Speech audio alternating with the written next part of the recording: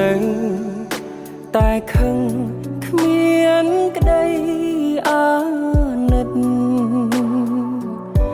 បងទៅចិនណាំងស្រីថ្លៃស្រឡាញ់អូនស្រឡាញ់ដល់ឆ្អឹង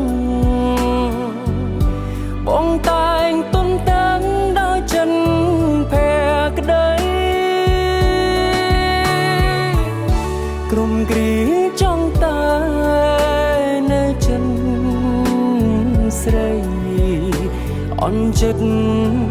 តរឿងអ្វីចេះស្ដីមកអូនក្នុង